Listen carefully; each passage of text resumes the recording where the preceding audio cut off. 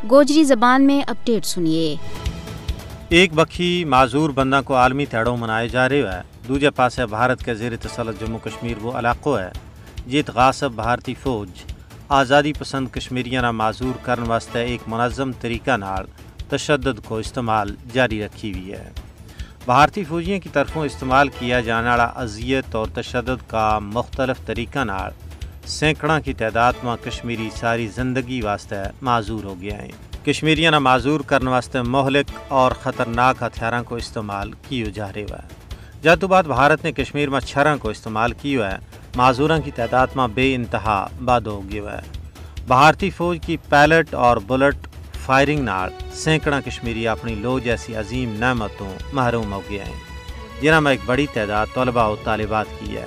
ہر سال معذوراں کو عالمی تہاڑوں تے منایا جائے، لیکن یہ تہاڑوں بھی کشمیری معذوراں واسطے کوئی تبدیلی نہیں لیا سکے ہو۔ ایک پاسے بھارت بھی معذوراں کو عالمی تہاڑوں مناوا ہے، لیکن دوجے پاسے کشمیر میں معذوراں کو کوئی پرسان حال نہیں ہے۔ کشمیر کا معذور طلباء و طالبات اس تہاڑا ور بھی انصاف پسند دنیا تو یہ اپیل کرتا نظر آویں کہ آخر بھارتی فوجیاں نے کس جرم میں ماری لو جیسی عظیم نعمت کھس لی ہے۔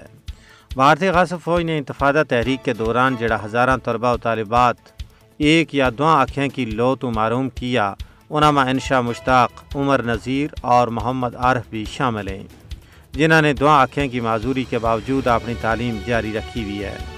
انہاں کو کہنا ہے کہ ہماری اکھیں کی قربانی ضرور رنگ لیاویں گی اور اس کا نتیجہ میں انشاءاللہ ہم ضرور بھارتی غلامی تو آزادی حاصل کر لیں گا۔